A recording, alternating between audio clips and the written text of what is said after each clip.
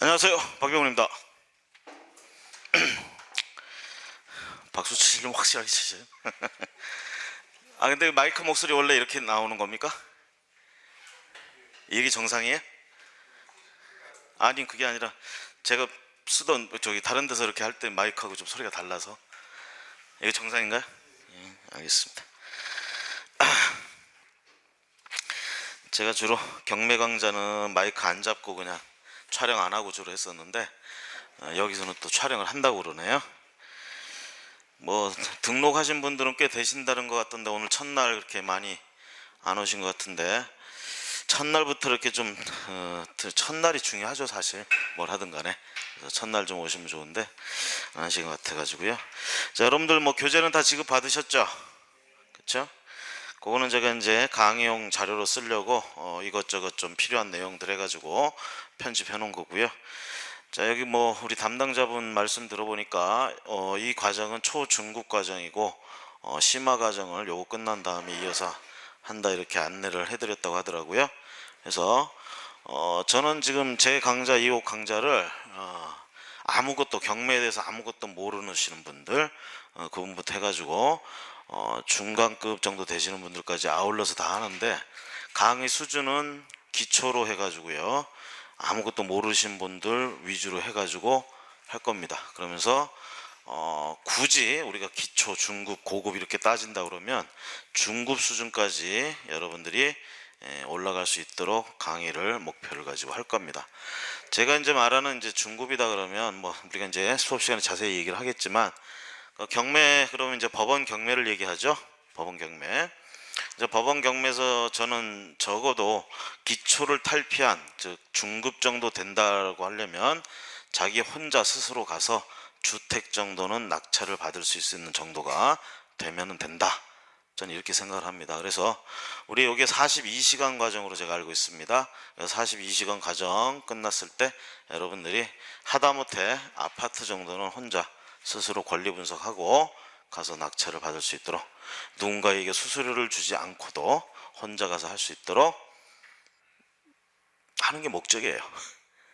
목적. 괜찮으시겠어요? 그 정도는 다 하세요? 그 정도는 다 하십니까? 아니에요? 제 수업은 아무것도 모르시는 분을 기준으로 해서 한다고 그랬습니다. 아무것도 모르시는 분도 이 과정을 지나고 나면 아파트 한 채 정도는 스스로가 낙찰받을 수 있다, 이렇게 생각을 하시면 되겠고요. 기왕에 이제 그런 걸 하실 줄 아시는 분들은 자기가 이렇게 이제 지금까지 해오면서 이론적으로 이런 것들이 정립이 안 돼 있을 겁니다. 아마 그런 거를 요 과정을 통해서 이론적으로 좀 정립한다, 이렇게 생각을 하셔서 들으시고요. 그 다음에 좀 더 깊이 알고 싶다 그러면 제가 요거 다음 과정으로 심화 과정을 지금 연구 중에 있으니까 그거 해가지고 심화 과정에 가면 이제 실전으로 이제 컨설팅 하는 쪽으로 이제 주로 이제 많이 강의가 될 겁니다. 이 컨설팅이라는 건 쉽게 부동산에서 지금 여러분들이 법원 경매 이거 뭐 한다 이렇게 하는데, 이것도 쉽게 얘기하면 컨설팅의 일종이에요. 그래서 부동산을 구입하고 그걸 가지고 개발하고 하는 이 모든 부분에 있어서 우리가 단지 경매라는 데 이제 초점을 맞춰서 하는데, 기초 과정에서는, 중급 과정에서는 그걸 갖다가 수단을 배워보는 거고, 고급 과정에 가서는 그거 외에 부동산 자체를 가지고 할 수 있는 일들에 대해서 우리가 총망라를 해가지고 좀 공부를 해보는, 그래서 그때는 실전해가지고 이제 토지라든가 이런 것들 위주로 해가지고 하고요. 요즘 뭐 MPL인가 여기 많이 뜨죠. 그래서 MPL 같은 거 관련된 얘기들하고 해서 정리를 좀 할 겁니다. 그게 우리 고급 과정이다, 이렇게 생각하시면 되겠고, 지금 제가 말씀드리는 말들 중에 모르는 말이 나온다고 해서 실망하거나 괴로워하거나 그러시면 안 되겠죠. 첫날부터. 자, 그래서 일단은 뭐 과정이 그렇게 된다고 설명을 해드렸고요. 어쨌든 첫날 이렇게 여러분들하고 와서 교감이 중요합니다. 이렇게 첫날 딱 봤을 때 앞에 있는 저를 딱 보고 호감이 일단 생겨야 수업이라는 것도 들을만 하고, 그런데 사실 제가 좀 비호감으로 좀 생겼죠. 그렇죠? 웃는 의미를 제가 알아요.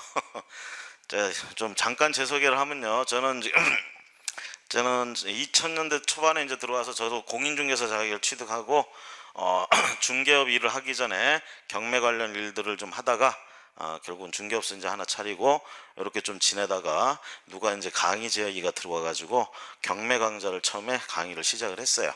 그래 가지고 반응이 좀 좋아가지고 열심히 하고 있던 중에 경기가 안 좋아지니까 거기다가 이런 경매 과정을 이제 이런 여러분들처럼 이거 환급 과정이나 뭐 이런 거 있죠.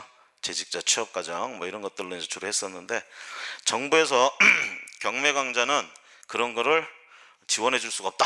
뭐 이런 식으로 뭐 얘기들을 하는 바람에 좀 강좌 수가 줄고 뭐 그래서 저도 결국은 수험 쪽으로 이제 강좌를 돌려가지고 현재도 지금 합격에 법하기로는 뭐 이런 데서 학원 이름 얘기하면 안 되는구나. 그런 데서 지금 나름대로 감정평가사라든가 공인중개사 행정사 이쪽 관련돼서 강의를 하고 있습니다. 이제 이런 생각이 들죠. 아니 중개사 자격 취득하고 사무실도 운영하고 있으면 그걸로 잘 벌어먹고 살면 되지 왜 강의를 하고 있느냐. 근데 제가 이제 처음에 이렇게 해가지고 일을 하는데요. 원래 뜻한 바를 좀 제대로 이루지 못하고 이렇게 일을 하다 보니까 늘 일이 별로 하기 싫더라고요.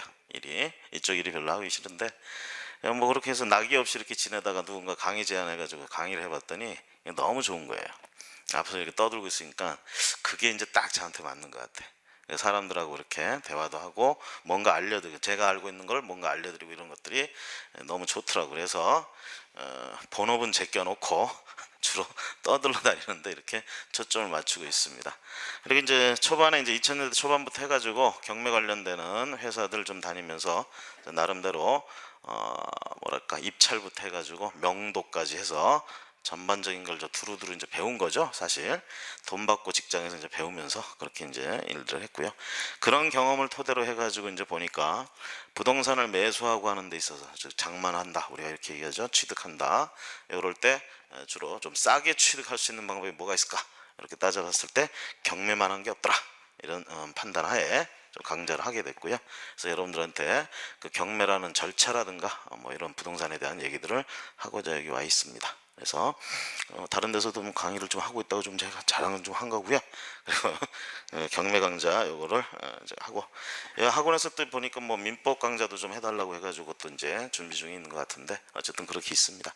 그래서 지금 이 과정은 토요일 일요일 해가지고요 5주 과정으로 간다고 제가 알고 있는데 다들 그렇게 알고 계시죠? 그래서 5주 동안 이제 실을하서나 저하고 봐야 되고요. 저 뭐 그렇게 살아오다가 작년에 담배값이 막 인상이 됐잖아요. 그렇죠? 제가 담배를 엄청나게 피웠었던 사람입니다. 그런데 담배값 인상한다는 소리 딱 들으니까 열받더라고요. 그래서 담배를 딱 끊었습니다. 이 얘기를 왜 하냐면 담배 끊지 함부로 끊지 마시려고 말씀드리려고. 담배를 끊을 때 부작용이 와요. 부작용이 이거예요. 살이 엄청나게 찌더라고요. 갑자기. 지금도 밤만 되면 먹을 게 자꾸 생각이 나고요. 오히려 담배는 별로 생각이 안 나요. 근데 먹을 게 자꾸 생각이 나고 그걸 끊을 수가 없어요. 지금 큰일 났습니다. 그래서 요번 달 들어가지고 어떻게든 좀 해보려고 운동도 좀 새로 끊고 식이요법도 좀 시작하고 하고 있으니까요. 여러분들하고 5주 안에는 뭐 많이 빠지진 않겠지만 그 이후에도 여러분들이 저하고 이제 계속 이렇게 연락을 하고 지내고 이렇게 지켜보시게 되면 결과적으로 좀 많이 빠진 모습을 보지 않을까 뭐 이런 얘기도 해봅니다. 별로 관심 없는 얘기를 해서 죄송합니다. 표정들이 빨리 수업이나 하지 뭐 부동산 얘기나 빨리 하지 이런 표정들이야. 제가 수업 시간에 좀 주문 드릴 거는 여러분들한테 주문할 거는요 좀 긴장은 하되 좀 릴렉스하게 들으세요. 우리 이 과정은요 시험을 위한 과정이 아닙니다. 돈 벌기 위한 과정이에요. 돈 벌기 위한 과정.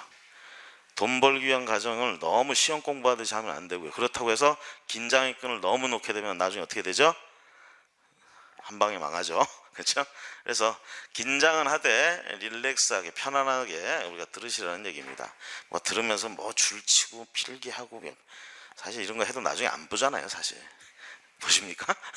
안 보시죠? 중요한 거 포인트 몇 가지를 기억해 주는 거 이런 게 중요한 겁니다. 그래서 집중해서 들으시고 그걸 좀 편안한 자세로 들으시고요. 그러다 보면 이제 우리가 졸 수도 있어요. 졸음을 열심히 참으려는 모습들도 다 보입니다. 이제 보면 그렇게 참으려고 노력하시는 건 좋은데요. 그게 안 참아집니다. 그래서 좋은다고 해서 제가 욕하거나 그러지는 않으니까요. 그냥 편안하게 들으시면 졸림도 조시고 그렇게 하면 돼요. 그리고 이제 다행히도 우리가 촬영을 하니까 제가 저 촬영 목적은 잘 모르겠는데 아마 여기 수업을 빠지신 분들 뭐 복습 동영상 뭐 이런 식으로 좀 볼 수 있게끔 해주지 않을까 싶기도 해요. 그래서 혹시 졸다가 놓친 부분 같은 거는 저거를 제 생각엔 그렇게 해줄 것 같아요. 아마 신청을 해서 보시던가 이렇게 하시면 될 것 같습니다. 자, 그러면 뭐 이런 객적인 얘기는 좀 그만하고요. 그럼 본격적으로 부동산 경매에 대해서 좀 얘기를 해보도록 하겠습니다. 경매. 저는 주로 이제 타이틀을 부동산 경매 이렇게 얘기합니다. 경매. 두 가지 얘기를 한다는 거죠. 결론적으로 하나는 부동산에 대한 얘기를 하는 거고, 하나는 그걸 취득하는 수많은 방법 중에 하나를 얘기한다, 이렇게 됩니다. 자, 그럴 때요, 경매 말고 우리가 공매라는 말을 또 흔히들 합니다. 공매. 자, 어떤 의미에서 보면요, 경매도 그렇고 공매도 그렇고 공개적으로 경쟁적으로 투명하게 입찰을 한다, 뭐 이런 의미로 본다면 같은 의미인데요, 요게 좀 더 넓은 의미다 이렇게 보시면 돼. 공개적으로 매매한다, 그걸 경쟁적으로 시키면 경매가 된다, 이 얘기죠. 그래서 공매란 말이 있는데 넓은 의미로 보면 이거가 여기에 포함이 된다 이렇게 볼 수 있어요. 그런데 요거를 흔히들 이제 얘기하면 한국자산관리공사, 제가 뭐 글씨가 좀 이렇게 날리더라도 좀 양해해 주십시오. 원래 머리가 좋은 사람은 글씨가 후졌다고 그러더라고요. 아무도 안 웃어. 자, 한국자산관리공사, 여기 홈페이지 가시면 캠코라고 되어 있어요. 캠코, 인터넷에 거기 가시면 캠코에 가면 입찰 시스템이 있습니다. 온비드라고. 거기서 주로 하는 걸 공매다 이렇게 표현을 해요. 이건 좁은 의미로 공매다 이렇게 얘기할 수 있습니다. 쉽게 얘기하면 어떤 아파트가 예를 들어서 법원에 경매가 나올 수도 있지만 한국자산관리공사가 하는 공매도 나올 수가 있다, 이런 얘기입니다. 자, 그러면 왜 물건이 법원 경매로 나오거나 아니면 자산관리공사의 공매로 나오느냐? 한 군데로만 나와야지 이렇게 하는데, 이렇게 보시면 돼요. 지금 저하고 할 요 경매는요, 말씀 잠깐 드렸지만 법원 경매라고 부릅니다. 우리가 법원에서 하는 경매 이렇게 부르고요. 요거는 좁은 의미로 공매를 얘기하면 한국자산관리공사에서 하는 공매다 이렇게 얘기하는데, 길이 달라요. 시작이 달라. 이쪽은 말 그대로 여러분들이 흔히 알고 있는 채권 채무관계 때문에 강제 집행하는 겁니다. 일반인들끼리 채권 채무관계 때문에 강제 집행한다. 강제 집행한다는 의미가 뭐겠어요? 강제 집행한다. 강제 집행한다. 너무 릴렉스 하신 것 같은데. 자, 강제 집행한다가 무슨 뜻이겠어? 뭘 강제 집행한대? 왜 할까요, 그걸? 자, 채권자하고 채무자가 있어요. 채무자가 상환을 못해. 이자를 연체하거나 돈을 못 갚고 있어요. 채권자 입장에서 가장 중요한 건 뭡니까? 돈을 회수하는 거죠. 그렇죠? 자, 그래서 그 돈을 회수하는 거, 이런 것들, 만약에 이렇게 돈을 못 갚고 이런 일 사태를 대비해서 미리 해놓는 조치들이 있잖아요. 그렇죠? 그 중에 하나가 가장 하는 게 뭐예요? 담보 설정하는 겁니다. 집에다가 담보. 우리나라 4대 은행, 우리나라 1금융권 은행들이 가장 잘하는 거, 주택담보대출. 그렇죠? 근저당권 설정해 놨어요. 근데 채무자가 돈을 못 갚아. 그럼 채권자인 은행은 뭘 할까요? 그 집에 가서 들러? 그 집에 가서 누울까요? 누운다고 돈이 나와요? 지금 돈을 회수하는 게 목적이잖아요. 그럼 뭐 하면 돼? 그렇죠? 그 집을 강제로 팔아가지고 거기서 돈을 받아가면 되잖아요. 이런 걸 우리가 뭐라고 하느냐? 강제 집행이다 이렇게 얘기하는 겁니다. 강제 집행. 그냥 들으세요. 자세한 내용들은 이제 뒤에서 다 할 얘기고. 자, 그런 강제 집행을 통해서 하게 되는 일반적으로 일반인들끼리, 은행도 사인이라고 취급이 됩니다. 일반인. 자, 일반인들끼리 해서 가게 되면 법원 경매로 가게 되고요. 그 다음에 국가가 국민들한테 뭐 걷어가는 거 있죠? 뭘 걷어가요? 세금 걷어가죠? 세금 걷어갑니다. 세금을 안 내면 어떻게 될까요? 여기 딱 보니까 세금을 안 내보신 분이 없는 것 같아. 세금을 안 내보신 분이. 세금을 안 내게 되면 어떻게 되죠? 세금에 대해서는 국가도 뭡니까? 채권자예요. 그렇죠? 채권자. 결과적으로 세금을 내지 않았다, 체납했다라는 얘기죠. 그럼 체납자의 재산에 대해서 강제 집행을 하려는 생각을 하게 됩니다. 국가도 똑같아요. 국가 입장에서도 세금을 걷긴 걷어야 돼. 그렇죠? 근데 얘가 안 내. 무자력, 돈도 없대. 그럼 그때부터 불이 나게 찾는 게 부동산이에요. 얘 부동산 가진 게 있는가? 그 찾아보고 부동산 있다. 얘께 맞다. 체납자께 맞다. 그럼 제일 먼저 하는 게 압류 등기입니다. 압류 등기. 요 압류 등기를 해놓으면 세금 내나요? 세금을 안 내던 놈이 자기 집에 압류 등기가 됐대. 세금 낼까요? 내는 사람 별로 없습니다. 그러니까 압류 등기는 실질적으로는 별 효력이 없어요. 그거 다음 조치를 취해야 돼. 압류해놓고 어떻게 강제 집행하겠다 이 뜻입니다. 자, 그런데 국가는 강제 집행을 할 때 얘들한테 안 맡기고 법원에 안 맡기고요, 자산관리공사에다 맡겨버립니다. 위탁하는 거죠. 한국자산관리공사. 자, 그래서 한국자산관리공사가 대신 팔아줍니다. 그걸 우리가 공매다 이렇게 얘기를 해요. 공매. 여기서 하나 조심하실 건 이름이 한국자산관리공사야. 한국자산관리공사. 이 얘기는 한국에 있는 뭐 부동산이든 뭐든 이런 자산, 기업들 자산이나 뭐 이런 것들, 이런 거를 갖다가 주로 관리해주기 위해서 만들어진 회사입니다. 거의 공익적 차원에 가까운 기업이에요. 회사예요. 그러다 보니까 주로 국가 재산이나 이런 것들 있죠. 국가도 재산이 있겠죠. 이런 재산들을 관리해주거나 위탁받아가지고 이런 거 주로 합니다. 방금 얘기한 것처럼 세금 체납됐을 때 압류해가지고 공매해주는 것도 해주고 이런 것들 한단 말이야. 그럴 때 조심하실 건요, 그 한국자산관리공사가 뭔가를 국유재산이나 이런 것들을 돈을 만들어주기 위해서 팔아치우고 하는 것도 공매로 해서 합니다. 자, 그럴 때 어떤 재산을 파느냐에 따라서 공매 방식이 달라요. 그럴 땐 우리가 주로 일반인들이, 서민들이 관심을 가지는 건 아까 세금 체납돼 가지고 공매에 들어가는 물건입니다. 왜 그러냐면 다른 재산들은 덩어리가 너무 커가지고 금액 자체가 엄청납니다. 그런 것들은 여러분들이 체력을 더 키우신 다음에 달라붙어야 돼. 법인을 만들어서 들러붙던가, 자, 이렇게 해야 되는 거고, 일반적으로 우리가 공매, 얘들이 하는 공매에서 신경 쓸 부분은 세금 체납 때문에 이루어지는 이 공매예요. 근데 이 중에 오해하시는 분들이 뭘 오해하냐면, 우리가 여러분들 권리분석이라는 말을 어디서 많이 들어보셨을 거예요. 권리분석. 법원 경매할 때는 권리분석 해야 된다. 잘들 아셔 다. 근데 한국자산관리공사에서 하는 공매할 때는, 아파트가 이 공매로 나왔어. 이럴 때는 권리분석할 필요가 없다. 깨끗하다. 이러고 오해하시는 분들이 있는데, 자, 세금 체납 때문에 나오는 물건은요, 법원에서 경매하는 거랑 똑같습니다. 그래서 어떻게 해야 되느냐? 이놈도 권리 분석 해줘야 돼요. 권리관계는 똑같이 취급당해요.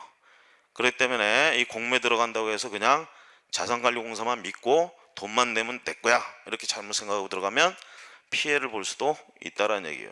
이쪽도 여기 물건 다루듯이 권리 분석을 해줘야 된다. 그런 물건에 대해서는. 물론 한국자산관리공사가 깨끗하게 세탁, 권리 세탁해가지고 파는 것도 있어요. 근데 그런 물건을 아까 말씀드린 것처럼 덩치가 너무 큰 물건들이란 말이에요.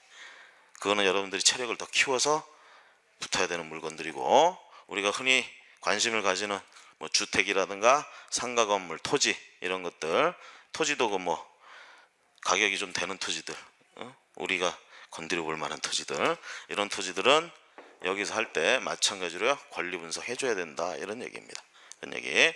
그래서 일단 말씀드린 건 부동산 경매 이렇게 말씀드렸고, 경매에 대해서 공매라는 말이 있다. 그래서 공매라는 건 지금 이런 거 하고 있다. 요거 말씀을 드렸습니다. 경매, 공매.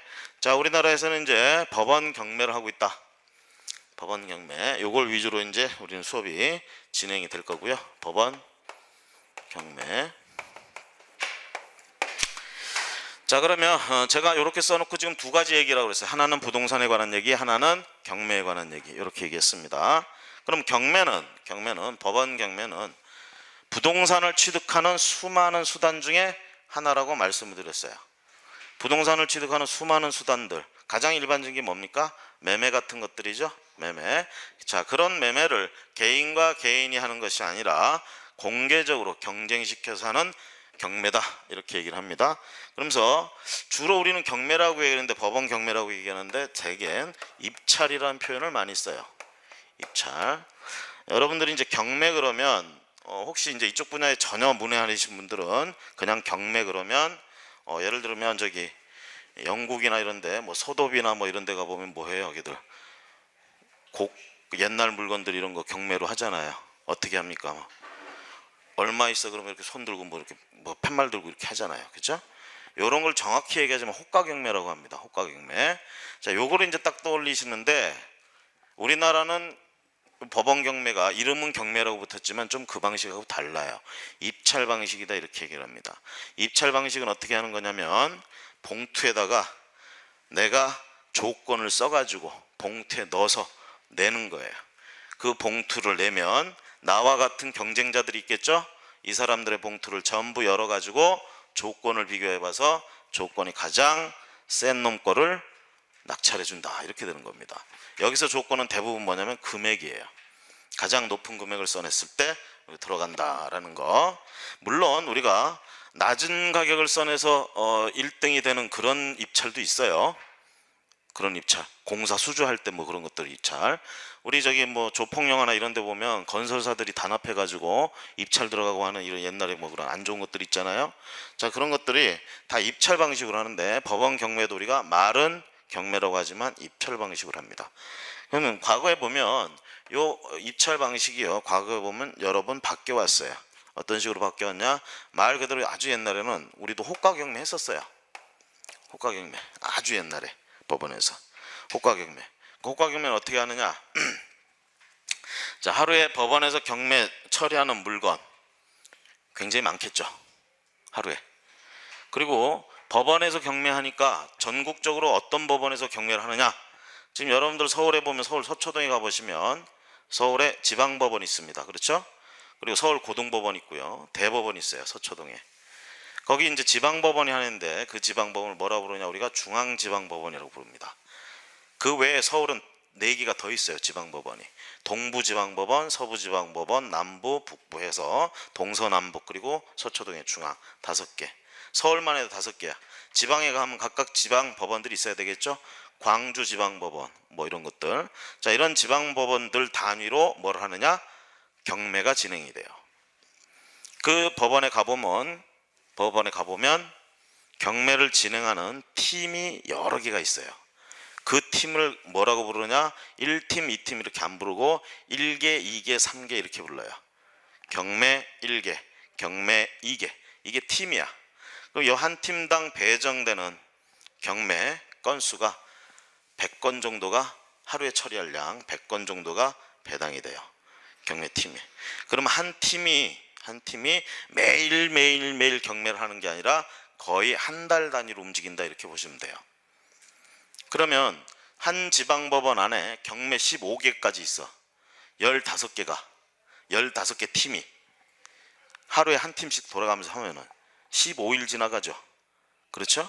자, 그러면 결과적으로는 1팀 같은 경우에 한 번 하고 나서 그 다음 거의 한 달 지나면 또 1팀 할 차례가 되는 거예요. 이런 식으로 운영이 됩니다. 그때마다 낙찰 안 된 것들 들고 나오고, 새로 신청 들어온 것들 들고 나와서 거의 한 100건 정도 해가지고 처리를 한다 이 얘기예요. 그러면 지방법원이 전국에 여러 개가 있죠. 그 중에 한 지방법원에서 그렇게 한단 말이야. 그럼 다른 지방법원도 그렇게 할 거고요. 그러면 결과적으로 전국적으로 보면 월, 화, 수, 목, 금 매일매일 경매가 있다 이렇게 보시면 돼요. 매일매일. 자, 그런 경매를 하는데요, 처음 이제 호가 방식으로 처음은 했습니다, 우리나라도. 그럼 어떻게 했느냐? 호가 방식으로 할 때, 자, 경매 하면 여러 개 물건 취급한다고 그랬죠. 우리는 이제 경매 사건 번호라는 게 있어요. 물건당 번호가 부여가 돼 있어요. 그러면 그 물건에 처리를 한다. 그러면 이 물건 낙찰받고 싶은 사람들 나오세요 그래. 그럼 쪼로록 나와요. 그럼 이제 집행계 계장 앞에 이제 딱 쓰는 거야. 우리 이제 그분들을, 주로 이 경매를 진행하시는 분들 나와서 이렇게, 우리 경매 법정이라고 그럽니다. 법원에 가면 경매 법정이라고 불러요. 그것도 법정 안에서 하는 건데, 그 맨 가운데 앉아 계신 분 우리가 판사님으로 잘못 알고 있는데 판사님이 아니세요. 그냥 계장님이십니다. 아시겠죠? 저는 계장님이라고 불러요. 자, 근데 이 계장님이, 자, 이 물건 낙찰받고 싶으신 분 나오세요 그러면 쪼르륵 나와서 쭉 서요. 그럼 이제 물어보는 거야, 한 사람 한 사람. 얼마? 이 사람이 얼마? 그 옆에 사람이 얼마? 더 높은 거 불러야겠죠? 그럼 또 옆에 얼마? 그리고 이쪽까지 다 갔어. 다시 이제 또 이렇게 와서 저쪽에서 얼마인데 얼마? 이렇게 되는 거예요. 그러다 이제 포기하면 떨어져 나가는 거고, 이렇게 해가지고 최종 제일 높은 가격이 되는, 요게 초창기에 우리가 했었어요. 우리나라도 법원에서. 자, 근데 이걸 하면은 이제 어떤 병폐가 있게 될까요? 어떤 문제가 있을까요? 여러분 옆에 저 같은 사람이 서서 이렇게 서 있으면 가격을 마음대로 얘기하실 수 있으세요? 겁나지 않으세요? 마음대로 하실 수 있어요? 그 얘기는 뭐냐면, 여기에 이제 우리가 흔히 뭐 깡패나 조폭이라고 그러죠. 이런 애들이 많이 이제 자꾸 들어오다 보니까 가격이 왜곡되는 현상들이 자꾸 나오는 거예요. 거기다가 이해관계인들이 단합해서 들어오고 막 이러다 보니까 이런 문제가 정리가 안 되는 거예요. 그래서 싹 입찰 방식으로 바꿔버립니다. 그래서 호가를 안 하고요, 입찰 방식으로 해가지고. 자, 그럴 때 우리가 정확히 얘기하자면 이걸 기일 입찰이라고 그래요. 경매하는 날을 기일이라고 부릅니다. 우리가 경매기일, 아시겠죠? 근데 그걸 우리가 흔히 입찰이라고 얘기한다 그랬죠. 입찰기일도 같은 말이에요. 입찰기일. 자, 그날 선에서 그날 그 물건의 낙찰자가 정해지는 거, 이게 기일 입찰이에요. 요 방식으로 이제 하다가요. 자, 근데 이게 지금 제가 이거 강제 집행이라고 얘기를 했습니까? 이거 강제 집행이라고 얘기를 했죠. 이 강제 집행을 어디서 어느 법으로 다뤘느냐, 이게 강제. 자, 개인의 재산을 지금 강제로 어떻게 하는 거야? 파는 거죠. 채무자는 지금 자기 재산을 팔 의사가 없어요. 근데 왜 파는 거야? 채권자가 원하니까 지금 팔아주는 거죠. 그렇죠? 만약에 채권자가 직접 그걸 팔 수 있다 그러면 좋겠지만 우리나라에서는 원칙적으로 그러지 못해요. 그 채권자가 직접 자력구제하면 안 된다는 얘기야.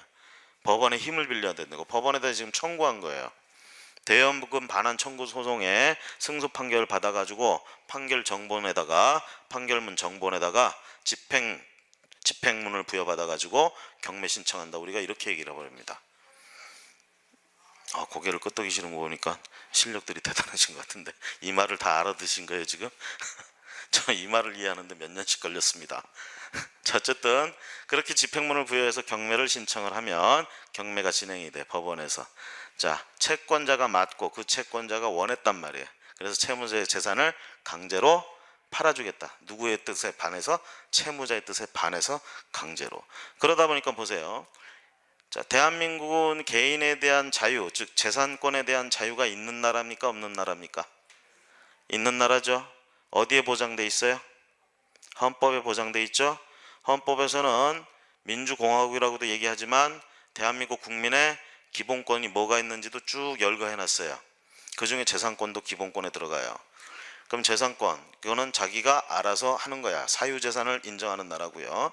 자, 그런데 지금 어떻게 보면 국가가 지금 나서서 개인의 재산을 마음대로 처분하는 거잖아요. 그렇죠? 그래서 헌법에서 뭐라고 하냐면 개인의 기본권은 되도록이면 침해하지 말라, 이렇게 돼 있어요. 국가 안전이나 어떤 이런 것들 때문에 어쩔 수 없이 침해하게 된다면 침해를 하되, 침해를 할 때도 뭐라고? 법을 만들어서 침해하라고 돼 있어요. 그냥 통치자 마음대로 명령하고 이러지 말라는 얘기야. 국회에서 법을 만들어 가지고 침해를 하라는 얘기예요. 재산권도 생각해보세요. 내 땅 내 마음대로 하는데, 내 토지 내 마음대로 하는데 왜 네가 간섭이야? 이런 말을 할 수 있지만 중요한 건 내 땅을 내 마음대로만 하게 되면, 모두가 그렇게 이용하게 되면 문제가 엄청나시죠. 내 땅 내 마음대로 한다. 그럼 내 땅 내 마음대로 하니까 내 땅에서 나오는 쓰레기나 이런 것들은 뭐 딴 데로 가든 뭐 가든 말든 상관 신경 안 쓰고, 이걸 서로 이렇게 하다 보면 온 동네가 그냥 쓰레기 천지가 되고, 쉽게 얘기하면 뭐예요? 자기 거대 어떻게 돼요? 사회적 책임을 져야 된다는 얘기야. 일정 부분 사회 속에서는 제한을 당할 수밖에 없다는 얘기죠. 자, 그런 부분에 대해서 법으로 만들어 놓고 정해놨다는 거고, 그러니까 결과적으로 개인의 재산을 이렇게 강제적으로 파는 거, 이런 것들도 침해입니다. 이런 걸 하려면 결과적으로 뭐가 있어야 돼? 법이 있어야 된다, 이 얘기예요. 그래서 있었던 법이, 경매 절차에 관해서 규정돼 있던 법이 민사소송법이에요. 민사소송법에 강제집행편이라고 해가지고 여기에 경매 과정이 규정돼 있었습니다.